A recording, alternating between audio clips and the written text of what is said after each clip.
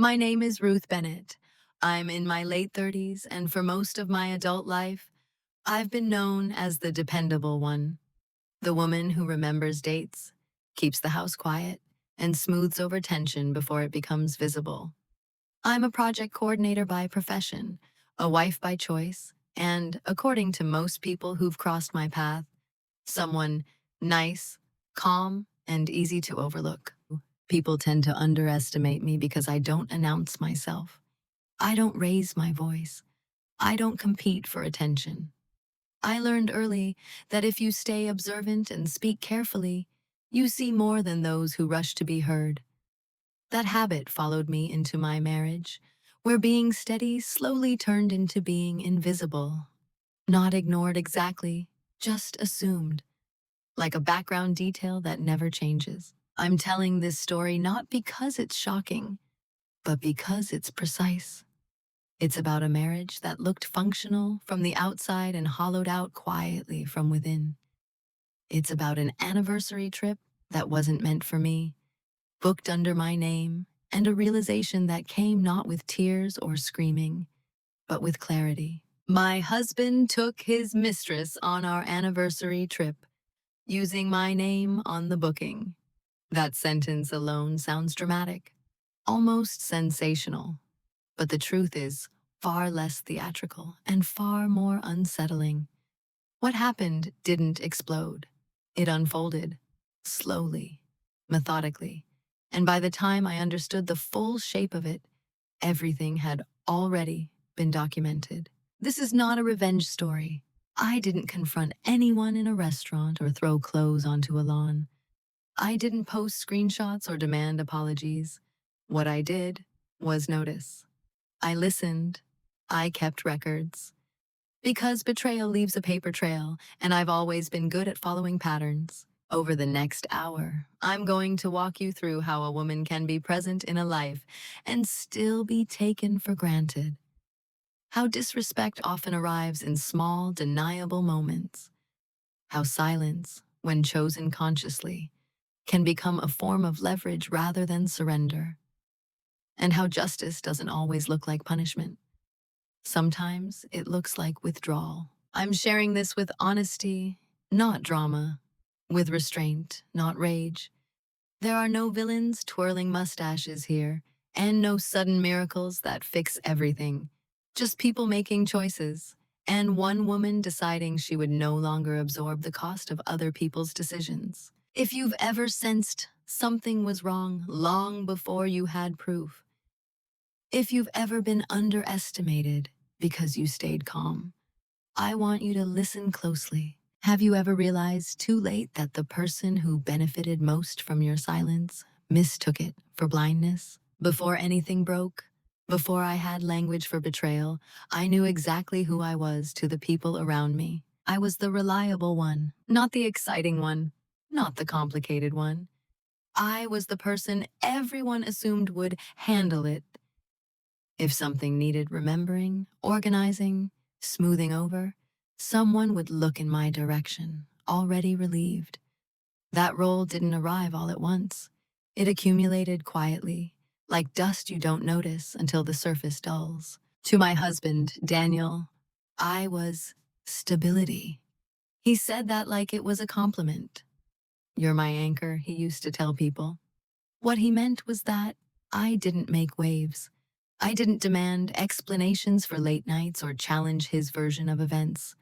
I asked reasonable questions and accepted reasonable answers, or at least answers that sounded reasonable enough to keep the peace. To our friends, I was the calm half of the couple. Daniel was charming, expressive, and full of stories. I was the one refilling glasses, checking reservations, remembering birthdays. When people spoke to me, it was often to confirm logistics. Ruth will know. Ask Ruth. She keeps track of that. I smiled when they said it. At the time, I thought being trusted was the same as being valued. At work, it was much the same. I coordinated projects that other people presented. My name rarely appeared on final slides, but my fingerprints were everywhere. When things went smoothly, no one noticed. When something went wrong, someone would ask, "Can you take a look at this?" As if I hadn't already. This invisibility wasn't imposed on me by force. I participated in it. I had learned, long before my marriage, that being low friction made life easier. That if you stayed composed, people revealed themselves. That observation was safer than confrontation. So when I say I was underestimated, I don't mean I was mistreated outright. I was trusted, selectively, trusted to be steady, trusted not to overreact, trusted not to ask for too much. Daniel trusted that I wouldn't look too closely. In our marriage, I handled the practical things because I was good at them. Bills, schedules, bookings. He liked that about me. It made his life lighter.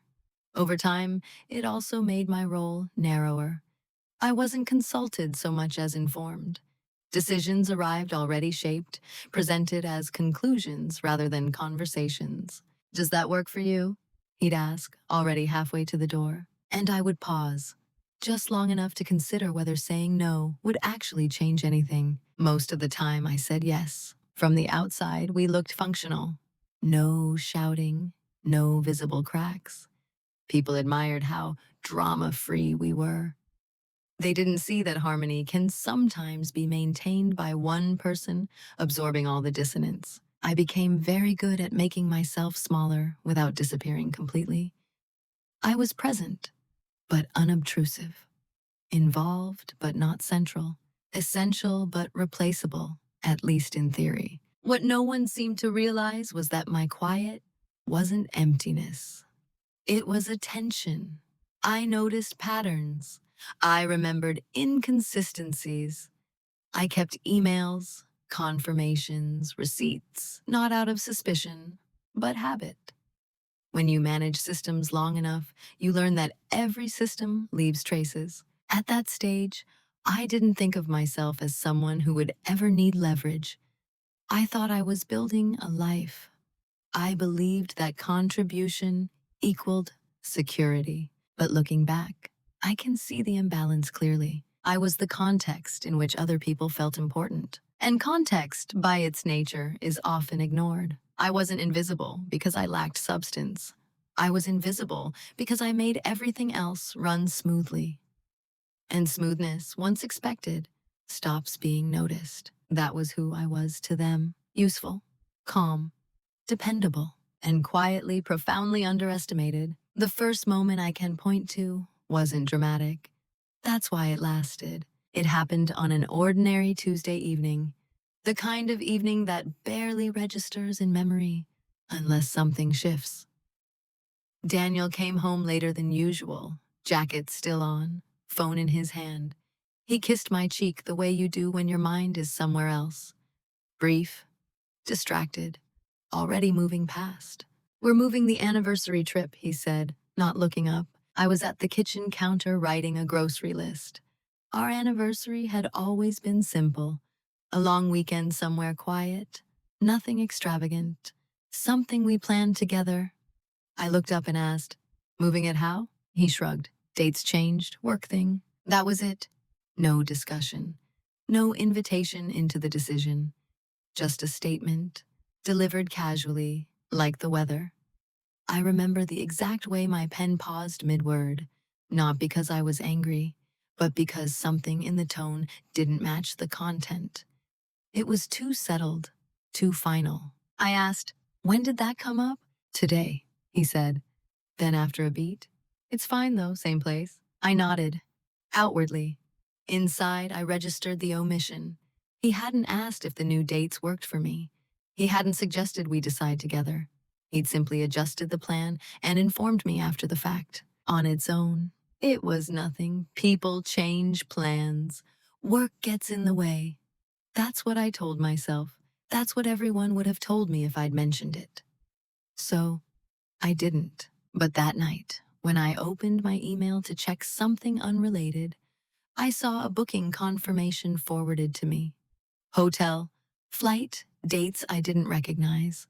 The reservation was under my name. That was the first cut. Small, precise, easy to explain away if I wanted to. I remember staring at the screen longer than necessary. The dates overlapped with a week I'd already flagged as difficult for work. I had told Daniel that months earlier. He'd acknowledged it, or at least he'd nodded. I scrolled. The room type was different than what we usually booked. More expensive. One king bed. That detail stood out in a way I couldn't articulate yet. When he came into the bedroom, I asked, carefully, "These dates, they're during my project review week." He paused just long enough to be noticeable. "Oh, right. I figured you could work remotely. You've done that before." There it was. The assumption spoken aloud. I could have pushed back. I could have said no. I could have asked why the change was decided without me. But the moment passed the way moments often do when you've trained yourself to prioritize smoothness. I said, "Okay." He smiled, relieved, kissed my forehead. Crisis averted, at least from his perspective. But something had shifted. It wasn't suspicion yet. It was awareness, a subtle recalibration. I began to notice how often my agreement was treated as a given rather than a gift. How decisions that affected both of us were increasingly made unilaterally, then softened with casual explanations. The next day, I reopened the confirmation email. This time, I noticed the billing address, my card, the one we used for shared expenses. Nothing unusual about that, except I hadn't authorized the charge yet. He'd had access, of course. We were married. Trust was assumed. I didn't confront him. I didn't accuse. I did something else instead. I saved the email, not because I thought I'd need it, because I've always believed that if something gives you pause, it's worth keeping a record of that feeling. Feelings fade. Documentation doesn't. Over the following weeks, nothing outwardly changed. Daniel was affectionate enough, attentive in public. The trip remained ours, at least in conversation. But that small cut had done its work. It had broken the illusion that my presence in decisions was automatic. Everyone else ignored it. There was nothing to see, but I remembered it. And once you remember the first cut, you start noticing how many others have been quietly absorbed without acknowledgement. Once the first boundary is crossed without consequence, it rarely stays alone. After the anniversary trip dates were changed, a pattern emerged. Not suddenly, but steadily. It was subtle enough to deny, consistent enough to feel. Decisions arrived pre-made, explanations replaced conversations, and each time I adjusted. I told myself I was being flexible, mature, understanding that this was what partnership looked like in busy seasons. The language of reason is very good at disguising erosion. Daniel began to speak in summaries instead of questions. I told them we'd host. I booked the flights already. I assumed you wouldn't mind. Each sentence carried the same quiet implication. Your consent is procedural, not essential. At first, I corrected him gently. Next time, let's check together. He'd agree easily. Too easily. Of course, he'd say, as if the idea were obvious. And then he'd do it again. Friends noticed nothing. Why would they? To them, we were efficient. They admired how uncomplicated we seemed. If anything, they praised my patience. "You're so understanding," someone once said, watching me rearrange my schedule to accommodate a plan I hadn't helped make. I smiled. I always smiled. What they didn't see was the internal math. The constant recalculation of when it was worth speaking up and when it would cost more than it changed. Over time, silence became my default, not because I lacked an opinion, but because I was tired of watching it be acknowledged and then ignored. I normalized it by reframing it. He's under pressure. It's just logistics. He didn't mean anything by it. Intent became the excuse that erased impact. There were moments that should have registered as alarms, but didn't, because they arrived wrapped in normalcy. Daniel stopped syncing calendars with me. He began taking calls in the other room. When I asked about his schedule, he'd say, "I've got it covered," as if I'd asked out of anxiety rather than coordination. Once, While we were at dinner with friends, someone asked about our upcoming anniversary trip. Daniel answered for both of us, detailing plans I hadn't heard before. He spoke confidently and enthusiastically. I nodded along, the way you do when you don't want to interrupt a performance. Later that night, I said, "You mentioned a wine tour." "Oh," he said lightly. "Yeah, thought it'd be fun." "For who?" I asked. He laughed just a little. "For us." I let it go. Again, each time I stayed quiet, it reinforced an unspoken rule. My discomfort was manageable, absorbable, something I could carry without disturbing the structure of things. And because I carried it well, no one saw the weight. The most dangerous part of normalization is that it feels reasonable while it's happening. You don't wake up one day and decide to accept less. You accept a fraction less each time until the original standard feels unrealistic. I didn't think of Daniel as disrespectful. I thought of him as distracted. I didn't think of myself as sidelined. I thought I was being supportive. But something else was happening beneath the surface. I began to document. Not deliberately at first. It started as a habit. I saved messages. I archived emails. I kept my planner up to date, noting changes, adjustments, and assumptions. Not with commentary, just facts. Dates, times, who said what and when. Part of me told myself it was for organization. Another part, quieter but persistent, understood that I was creating a record because my lived experience was starting to diverge from the shared narrative. When I did speak up, Daniel's responses were never overtly dismissive. They were worse. They were reasonable. "You're overthinking it. It's not that serious. I thought you trusted me." Trust, I learned, can be weaponized when one person is expected to prove it constantly, and the other is never required to earn it. I still loved him. Or at least, I loved the version of us that existed before I became an afterthought. That love made it easy to excuse what should have been questioned. By the time I realized I was normalizing my own erasure, the habit was already ingrained. Silence felt easier than resistance. Agreement felt safer than conflict. But ease is not the same as peace. And the longer disrespect is normalized, the more it begins to feel like your own fault for noticing it at all. It took time for me to understand that what I was experiencing wasn't a series of isolated moments, but a role being quietly reinforced. I wasn't Daniel's partner anymore. I was his infrastructure. I was the person who made his life function without asking to be centered in it. The one who absorbed friction so he could move faster. The one whose adaptability was praised while her agency was quietly bypassed. Once I saw it, I couldn't unsee it. The role was clear, reliable, useful, invisible. It showed up in small ways. Daniel would tell stories about his work and his plans, speaking in the first-person plural when it suited him, singular when it didn't. "We're thinking of upgrading the place," he'd say, until the conversation turned to money. Then it became, "I've been looking into options." When friends asked for favors, they came to me, not him.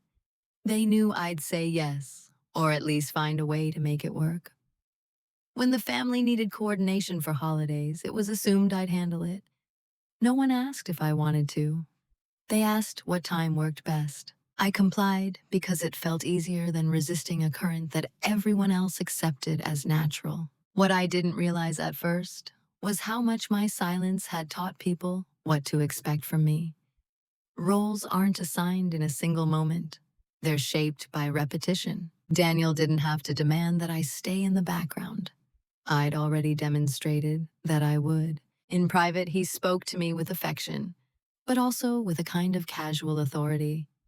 He'd explain his reasoning for decisions after they were made, as if the explanation itself were inclusion. "I didn't want to bother you with the details," he'd say. "You've got enough on your plate." It sounded considerate. It felt diminishing. There was an unspoken expectation that I would be understanding, that I would interpret exclusion as protection. And for a long time, I did, because I had been taught that being low maintenance was a virtue. But maintenance is just another word for care, and what was missing wasn't effort. It was regard. The role became most obvious when I stopped anticipating his needs. One evening, after a long day, I didn't remind him about a dinner with friends. I didn't prepare anything. I didn't adjust my schedule to accommodate his. When he realized he was late, he looked genuinely confused. Not angry, disoriented. "I thought you'd remind me," he said. That sentence landed harder than any argument could have. Not, "we forgot." Not, "I missed it, but you didn't do your part." In that moment, I saw myself clearly through his eyes. A system that had malfunctioned. There was no malice in it. That's what made it worse. He wasn't trying to hurt me. He simply hadn't considered that I might choose not to fulfill the role anymore. I began to test the boundaries quietly. I stopped volunteering information. I answered questions directly, without elaboration. I didn't correct misunderstandings that benefited others at my expense. The response was subtle but immediate. People became slightly unsettled. Daniel asked if I was okay more often, but not in a way that invited honesty. It was the kind of concern that seeks reassurance, not truth. The role I'd been assigned had kept everything running smoothly. Removing myself from it, even partially, created friction. And friction, I learned, reveals where pressure has been unevenly applied. Still, I didn't confront him. I didn't announce a change. I was still gathering information, still mapping the contours of a life that had been built around my compliance. I wasn't planning an exit. Not yet. I was observing, because once you understand the role you've been given, you also understand the leverage that comes from stepping out of it, without warning, without explanation, and without apology. The day something shifted didn't involve a fight, or a discovery, or even another disappointment. It was quieter than that. It happened on a Saturday morning, the kind of morning that usually feels suspended. No alarms, no urgency. Daniel had left early, saying he had something to take care of. I didn't ask what. I had learned that questions invited half answers, and half answers created more noise than silence. I stayed home, made coffee, sat at the dining table with my planner open in front of me, not to plan, but to review. Pages of dates, notes, changes. A timeline I hadn't meant to build but had. As I flipped through it, I noticed something I'd missed before. The adjustments. The rescheduled plans, the weekends he'd been unavailable, they weren't random, they clustered around the same period. The same explanations are repeated, just slightly reworded. I didn't feel panic, I felt still. There's a moment when you've been accommodating for a long time, where you stop asking whether something is wrong and start asking whether it has ever been right. That morning, I realized I'd been measuring the present against an outdated version of the past, one where my presence mattered more. I stood up and walked into the spare room, the one we used for storage and work. I opened the filing cabinet. Inside were folders I'd maintained for years: taxes, insurance, warranties, practical things, life things. I added a new folder, no label yet, just a place. That was the shift. Not anger, not resolve, just a decision to stop floating inside the situation and start standing somewhere solid. When Daniel came home that afternoon, nothing looked different. I asked how his errand went. He said, "Fine." I believed him, in the narrow sense that whatever he'd done had gone as planned, but something in me had moved from participant to observer. I noticed how he talked around details. He checked his phone face down on the table. How he spoke about the upcoming trip with a kind of detached enthusiasm, as if reciting something he'd rehearsed. I didn't challenge any of it. Instead, I listened. That night, lying in bed beside him, I realized I wasn't afraid of what I might find out anymore. Fear requires investment in a particular outcome. I had quietly withdrawn mine. What replaced it wasn't bitterness. It was clarity. I understood finally that silence didn't have to mean endurance. It could mean choice. That not reacting immediately wasn't a weakness. It was time. Time to see the full shape of things before deciding where to apply pressure or whether to apply it at all. The shift was internal, but it was irreversible. I stopped trying to be understood. I stopped trying to restore a balance that had never been mutual. I focused instead on understanding everything: the logistics, the patterns, the systems I'd helped build. Betrayal, I was beginning to see, doesn't announce itself emotionally. It announces itself administratively, in inconsistencies, in paper trails, in assumptions that only hold if no one is paying close attention. That day, I started paying close attention, not with suspicion, with professionalism. I didn't know yet what I would do with what I learned. I didn't need to. The goal wasn't action, it was orientation. I was no longer inside the fog, trying to interpret shapes. I was stepping back far enough to see the entire map. And once you see the map, you don't rush. You wait, you choose, and you move only when the ground is firm beneath your feet. After that morning, my silence changed texture. Before, it had been reactive, a way to keep things smooth, to avoid friction, to protect the version of our life that still felt salvageable. Now, it was deliberate, measured, chosen. I stopped filling in gaps. When Daniel mentioned plans vaguely, I didn't ask follow-up questions. When he said he'd handle it, I let him. I didn't double-check. I didn't remember. I didn't compensate. The infrastructure began to thin, and I watched carefully to see what happened. At first, nothing. He moved through the days with the same confidence, the same assumption that everything would continue to work because it always had. That assumption depended on my invisible labor. Removing it didn't cause an immediate collapse. It caused a delay, confusion, small inefficiencies that he couldn't quite place. "Did we pay the internet bill?" he asked one evening. "I don't know," I said, not defensively, not pointedly, just factually. He looked at me, surprised. I usually do," I agreed. And then I went back to reading. That was new. My silence no longer came with explanations. I didn't justify. I didn't soften. I didn't preempt his discomfort by absorbing it for him. I let it exist where it belonged. What struck me most was how quickly my restraint was misread. He didn't think that Ruth was choosing not to step in. He thought, Ruth must be tired, or distracted, or preoccupied. Weakness is the default interpretation when a woman stops overfunctioning. Daniel became more solicitous, but not more curious. He offered small gestures, coffee in the morning, a quick shoulder squeeze, as if intimacy could substitute for accountability. I accepted them politely.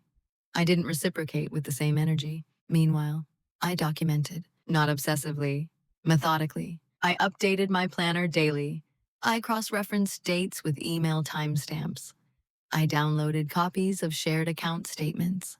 I reviewed the anniversary trip booking again, this time, thoroughly. That's when I noticed the name on the reservation. Mine, not unusual on its own, except for the passenger details attached to the flight. One ticket in my name, one ticket in a different name, abbreviated but unmistakably female. Not mine. I didn't react. I didn't confront him. I didn't cry. I took a screenshot, saved the PDF, filed it. Betrayal, when it's real, doesn't need an emotional response to validate it. It stands on its own. I began to understand something else during this period. Silence unsettles people when they're used to noise. My calm didn't reassure Daniel anymore. It created a vacuum, one he kept trying to fill with casual updates, explanations I hadn't asked for. "Work's been crazy," he'd say. "Just a lot going on right now." I nodded. I didn't disagree. I didn't agree either. The more I withdrew from the role I'd been assigned, the more he leaned into the assumption that I would eventually resume it. That belief made him careless, less precise, more confident that he didn't need to cover his tracks thoroughly. Silence, chosen strategically, does that. It invites disclosure by creating the illusion of safety. I wasn't setting a trap. I was simply no longer preventing him from revealing himself. By the time the anniversary trip approached, I had a clear picture, not just of what was happening, but of how, of the systems he relied on, of the ways my name, my credit, my reliability had been used to facilitate a life I was no longer living. And still, I said nothing. Not because I didn't know what to say, but because I was waiting for the moment when silence would stop being interpreted as tolerance and start functioning as preparation. What Daniel never noticed was not my sadness or my suspicion or even my distance. What he never noticed was my competence. He had grown accustomed to the version of me that absorbed complexity and returned simplicity. That made him believe complexity didn't exist. Or, if it did, that it wasn't something I engaged with deeply. I had been so consistent, so calm, that my capabilities blended into the background of our life. That assumption became his blind spot. While he moved through his days confident in the narrative he was maintaining, I was quietly preparing, not for confrontation, but for accuracy. I wasn't imagining scenarios. I was confirming realities. I began with systems I already knew intimately. Our finances weren't chaotic. They were organized just enough to appear transparent. Shared accounts, shared cards, a rhythm I had helped establish years earlier. Daniel assumed that meant nothing could happen without my awareness. He didn't consider that awareness didn't require permission. I downloaded statements going back months, not to search for something specific, but to establish patterns. Travel-related charges clustered around dates that hadn't been discussed. Restaurants in neighborhoods I rarely visit. A hotel deposit that predated the forwarded confirmation email. Each item, on its own, was explainable. Together, they formed a map. I didn't jump to conclusions. I annotated dates, locations, amounts. I cross-referenced them with my planner, with his late nights, with weekends he described as work-related. What emerged wasn't chaos, it was consistency. I also reviewed shared documents, insurance policies, beneficiary information, and travel profiles. That's where I saw how thoroughly my name had been integrated into his logistics. Loyalty programs, emergency contacts, booking defaults. My identity had become a credential. Using my name on the anniversary booking wasn't a mistake. It was efficiency. It made the reservation smoother. It reduced questions. It fit the system. And systems don't question morality. They reward familiarity. What else Daniel never noticed was how my work trained me for this moment. As a project coordinator, I'd spent years untangling other people's messes without drama. I knew how to reconstruct timelines, how to distinguish anomalies from noise, how to document without editorializing. I treated my marriage like a case study. I created a private digital folder, nested within something boring enough to never attract attention. Inside it, I saved everything. Screenshots, PDFs, notes. I didn't label files emotionally. I labeled them clearly. Flight underscore, confirmation, underscore 03-14, hotel underscore, deposit, underscore 02-02, card underscore statement, underscore Q1. Clarity is a form of self-respect. Meanwhile, Daniel continued underestimating me in quieter ways. He spoke freely, assuming my calm meant disinterest. He referenced people without context, trusting I wouldn't ask follow-up questions. He left his laptop open more often. His phone was unattended. I didn't invade his privacy. I didn't need to. He volunteered information constantly, just not in a way he recognized as revealing. One evening, he mentioned a colleague by name. Casually, no emphasis. I noted it. Later, I found the same name attached to a booking detail, abbreviated but consistent. That's when the picture stopped feeling abstract. Still, I didn't feel triumphant, or even angry. What I felt was a narrowing, a quiet tightening of focus. The emotional noise dropped away, replaced by something steadier. Preparation. I reviewed my own position next. My income, my savings, accounts in my name only. I made copies of documents I'd never thought I'd need to separate from our shared life. Birth certificate, passport, professional records. This wasn't an exit plan yet. It was an inventory. What Daniel never noticed was that my silence had changed the balance of information. He was operating under the assumption that nothing had shifted, that the system was still compensating for him. It wasn't. I was no longer cushioning consequences or obscuring discrepancies. I was letting reality exist in its raw form and capturing it as it did. By the time the full outline of his betrayal became undeniable, it no longer felt shocking. It felt confirmed. The most dangerous mistake people make when they underestimate someone quiet is assuming that quietness equals inaction. In truth, it often means the work is happening somewhere you can't see. I didn't need to be louder. I needed to be precise. And I was. The reveal didn't arrive all at once. There was no single email that shattered everything. No overheard phone call that forced clarity. What I experienced instead was a convergence. The slow alignment of facts that could no longer be interpreted generously. It happened on a Tuesday night, unremarkable in every visible way. Daniel was in the shower. His phone buzzed on the nightstand. I didn't reach for it.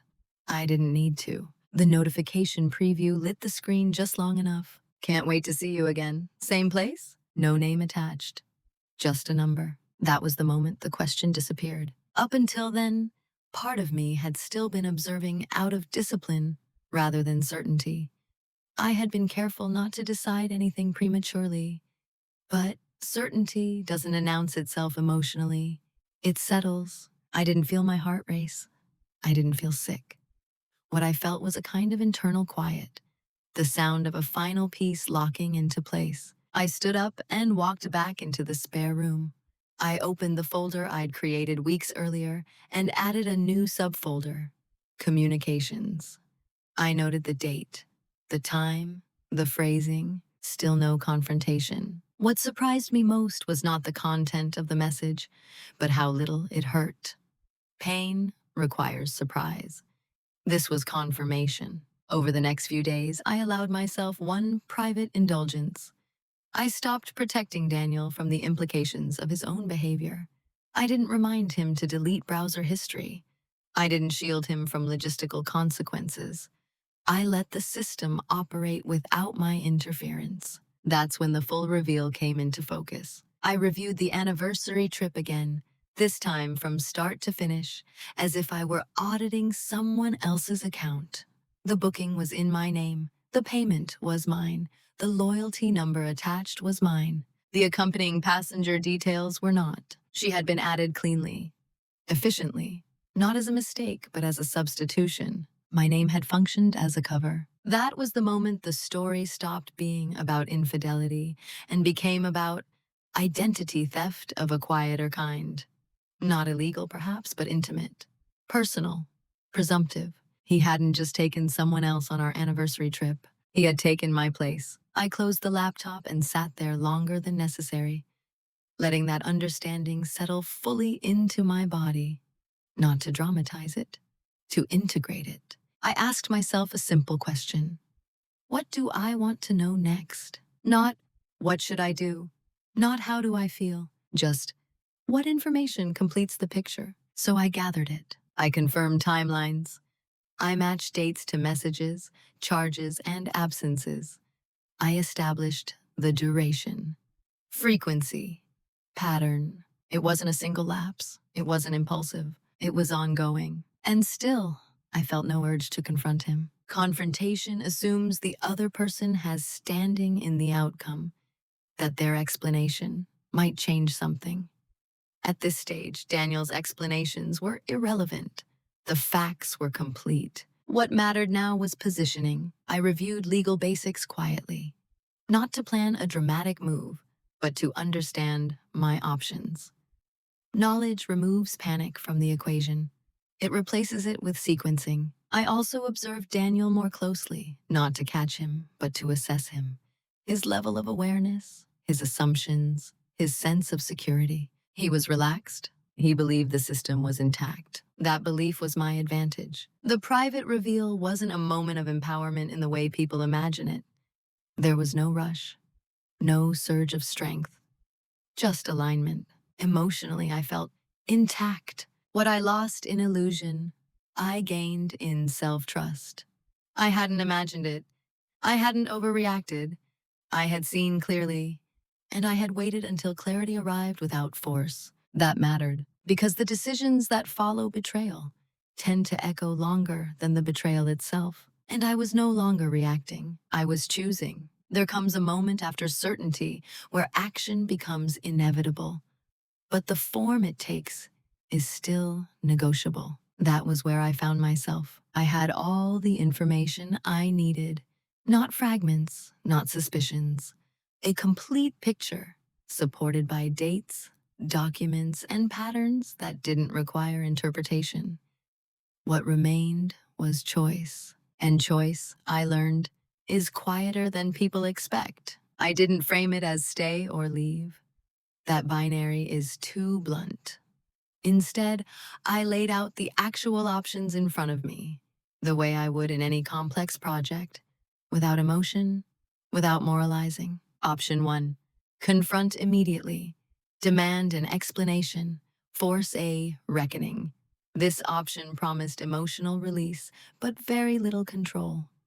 Once spoken, words can't be retrieved, and explanations, true or false, have a way of muddying clarity. Option 2. Do nothing. Absorb the knowledge and continue the performance. Maintain stability at the cost of self-respect. I understood this option well. I had been practicing a version of it for years. Option 3. Exit quietly, without documentation, without preparation. Clean, but fragile. It relied on goodwill and assumptions, two things I no longer trusted. Option 4. Proceed deliberately. Secure my footing first. Let the system reveal itself fully. Act only when movement would be irreversible. That was the option I chose, not because it was vengeful, because it was accurate. I wasn't interested in punishing Daniel. I was interested in not being disadvantaged by his choices. There is a difference. That decision didn't come with adrenaline. It came with calm, the kind of calm that only arrives when you stop negotiating with reality and start working with it. From that point on, everything I did had a single filter. Does this preserve my clarity? I stopped sharing my internal state entirely. No hints, no sadness, no testing statements. Emotional transparency would have alerted him that something had shifted. I needed him exactly as he was, confident, careless, operating on assumptions that no longer applied. I also stopped imagining reconciliation. Not because it was impossible, but because it would influence my behavior. Hope, when it's premature, leaks information. Instead, I focused on sequence, what needed to happen first, what information had to be secured before any visible change. What actions, once taken, couldn't be undone? That last question mattered most. Irreversibility is power, not when used to harm, but when used to protect yourself from backtracking out of fear. I realized then that the decision point wasn't about Daniel at all. It was about me deciding that my future would no longer be built on my willingness to tolerate erasure. Whatever happened next, I would not return to the role I'd been assigned simply because it was familiar. I didn't need to announce this decision.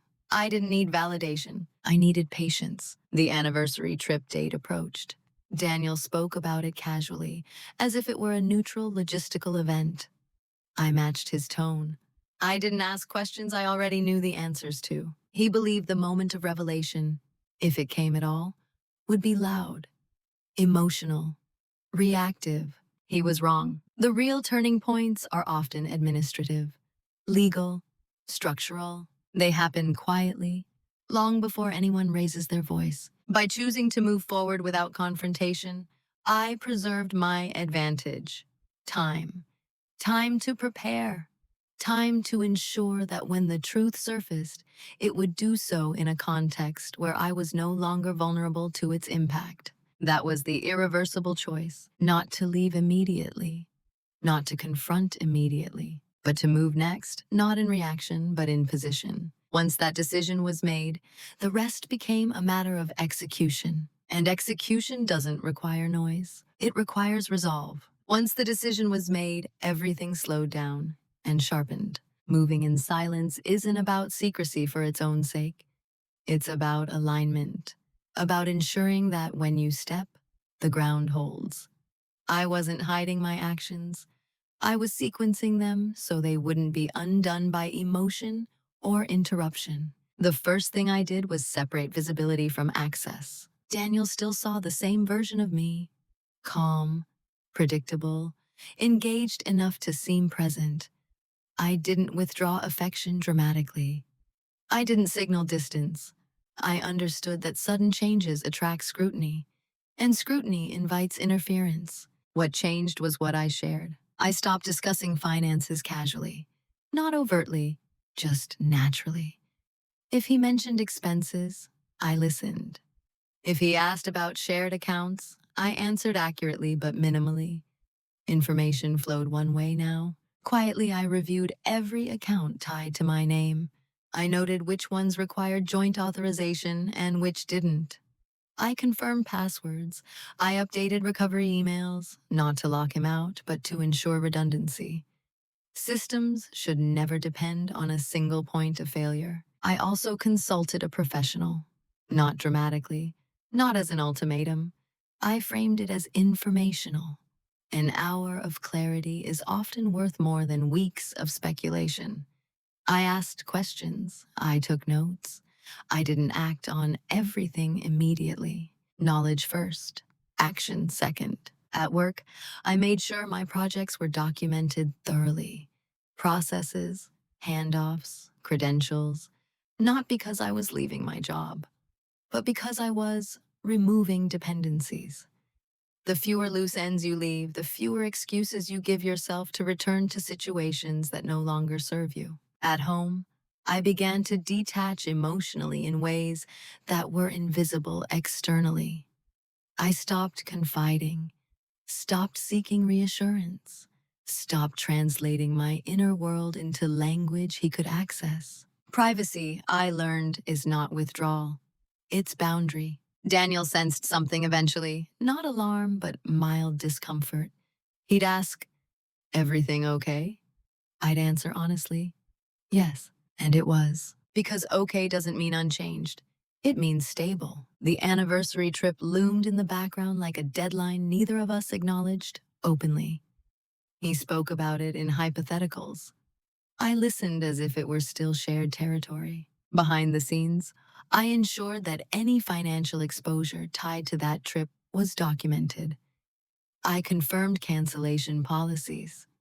I saved the correspondence. I didn't interfere. I let him proceed. Silence gave him confidence.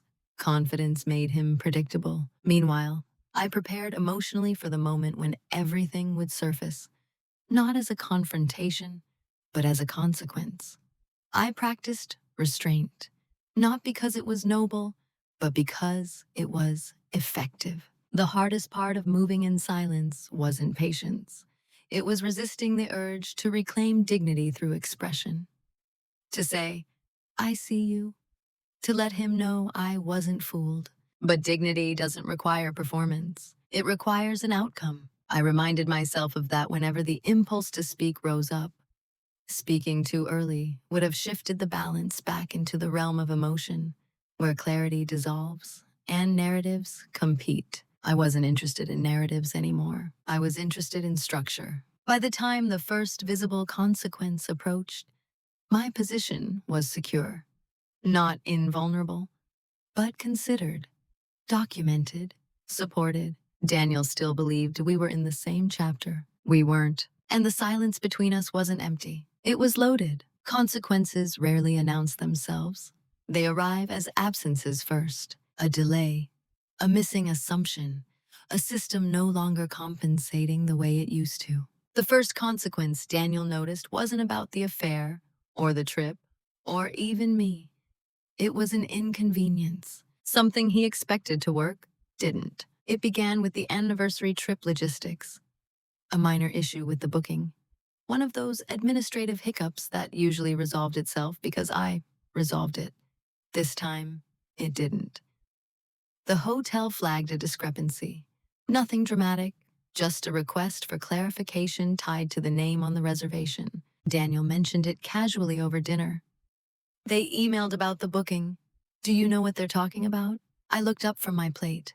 What did they say? He summarized vaguely, already assuming I'd step in. That assumption hung in the air between us.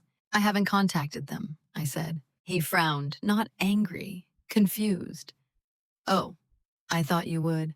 I didn't, I replied, and then I continued eating. That was the first moment he felt loss without understanding its shape. From that point on, small things began slipping through the cracks.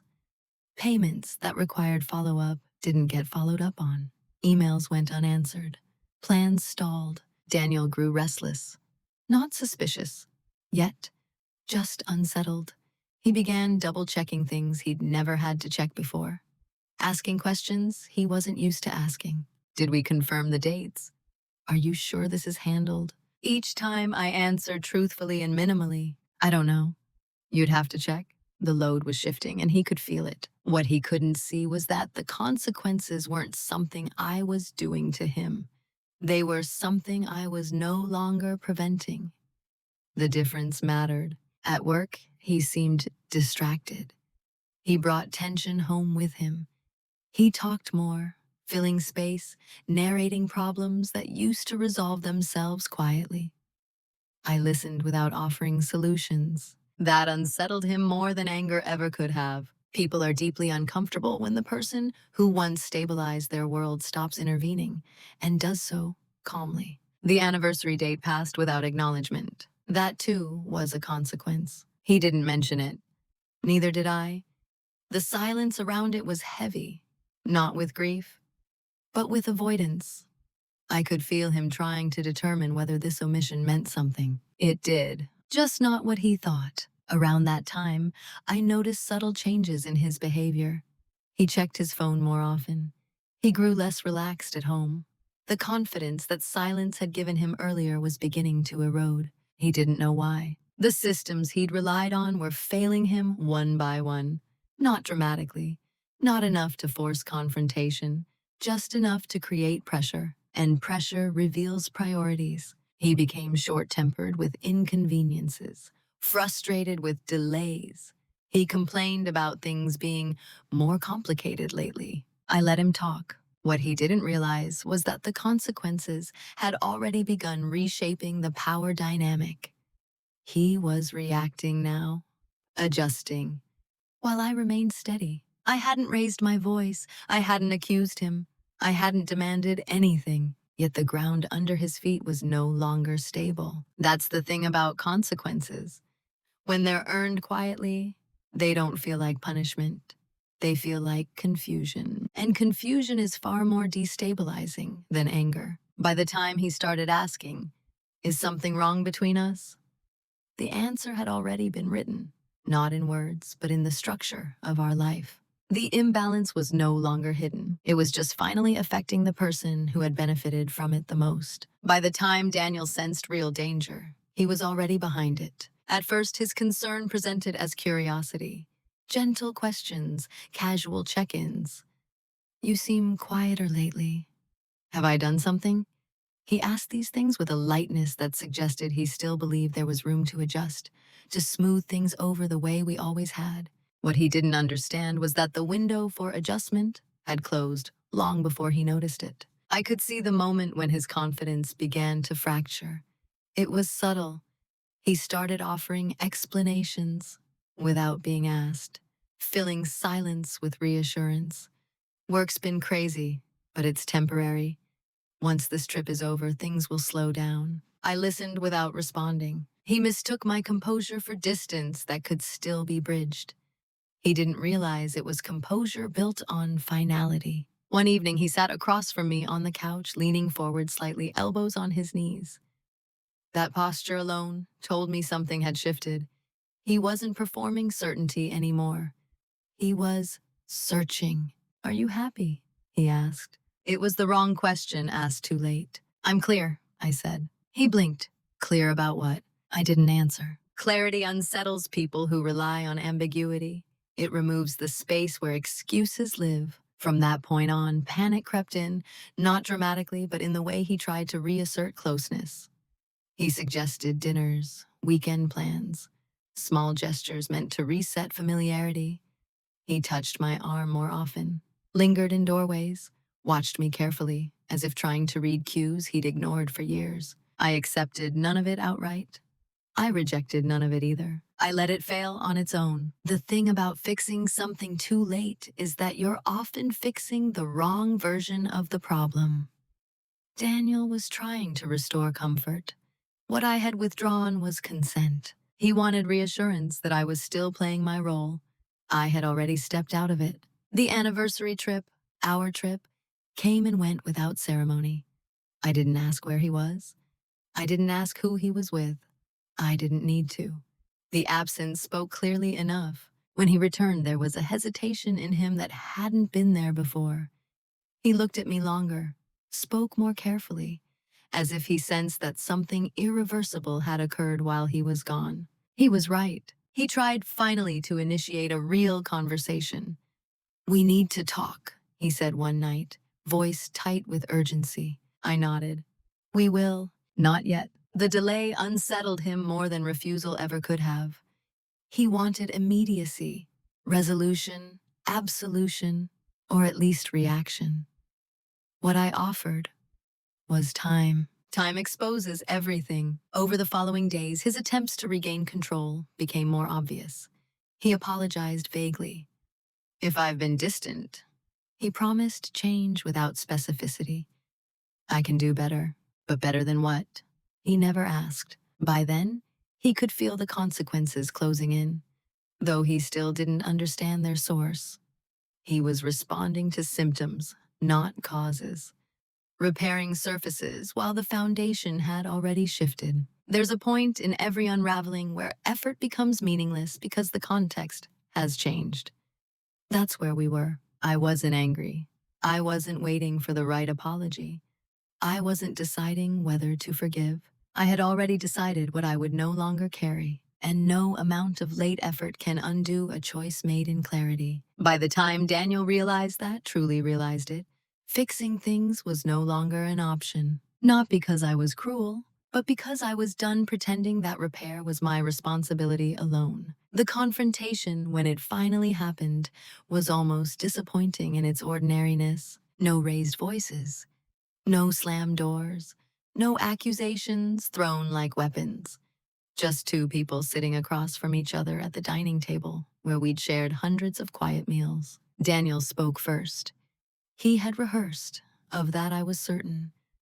His words came out carefully, arranged to sound open without committing to anything concrete. "I know things have felt off," he said, "and I want to understand what's going on." I looked at him, really looked at him, and realized something unexpected. I felt no urge to be understood. That urge had burned out weeks earlier. "I already understand what's going on," I said calmly. His shoulders tightened. "Then help me understand." I paused, not for effect, but to ensure precision. "You booked our anniversary trip in my name," I said. "You used my card. You added another woman as the second passenger. You traveled with her during a period you told me was work-related." I didn't raise my voice. I didn't soften it either. The facts sat between us, solid and undeniable. For a moment, he said nothing. Then came the predictable sequence: denial, minimization, reframing. "It's not what you think. It just happened. I didn't want to hurt you." I let him speak. When he finished, I said, "I'm not interested in your explanation." That stopped him. "Then what are you interested in?" he asked, voice strained. "Accuracy," I replied, "an outcome." He searched my face for emotion, anger, grief, something he could respond to. There was none on offer. This isn't a conversation, I continued. It's a notification. That was the moment he understood he'd lost something he couldn't negotiate back. I didn't demand an apology. I didn't ask questions. I didn't outline consequences dramatically. I stated what would change. I will no longer share finances without transparency. I will not cover for decisions I didn't participate in. And I will not continue in a marriage where my identity is used as convenience. Each sentence was delivered evenly, like terms in a contract. He tried to interrupt. I raised a hand, not aggressively, just enough. I've already decided, I said. This conversation isn't about whether I'm right. It's about what happens next. There was no satisfaction in watching his realization settle, just finality. He asked if there was any way to fix it. I answered honestly, not from where you're standing, because repair requires mutual recognition, and that recognition had been absent for too long. When the conversation ended, it didn't feel like a rupture. It felt like closure. Quiet, clean, unavoidable. I stood up, collected my planner from the table, and went to bed. No tears, no regret, just a deep, steady calm that comes when you stop explaining yourself to someone who benefited from misunderstanding you. Who I am now is not a reaction to what happened. That distinction matters. I didn't become harder. I didn't become colder. I didn't reinvent myself out of spite or survival. What changed was not my nature, but my placement within my own life. I am no longer context. For a long time, I existed as the background against which other people made decisions. My steadiness allowed them to feel secure without ever asking whether I was. I mistook that role for maturity. I mistook endurance for virtue. Now I understand the difference. I still value calm. I still listen more than I speak. I still believe restraint is powerful. But I no longer offer those qualities without reciprocity. Quiet, when it is chosen consciously, is not self-erasure. It is authorship. After Daniel, my life didn't explode into something dramatically different. It reorganized. I simplified, reduced obligations that were never truly mine. I became selective, not in a defensive way, but in a deliberate one. I no longer rush to fill gaps or smooth over discomfort that doesn't belong to me. People noticed. Some described me as more distant. Others said I seemed stronger. Both were projections. What they were responding to was the absence of automatic access. I don't over-explain anymore. I don't justify boundaries. If something doesn't work for me, I say so plainly. If it does, I engage fully. There's no longer a version of me operating quietly in the background, absorbing costs so others don't have to. I still coordinate projects, but now my name is on the final deliverables. I still care deeply, but I do not carry relationships unilaterally.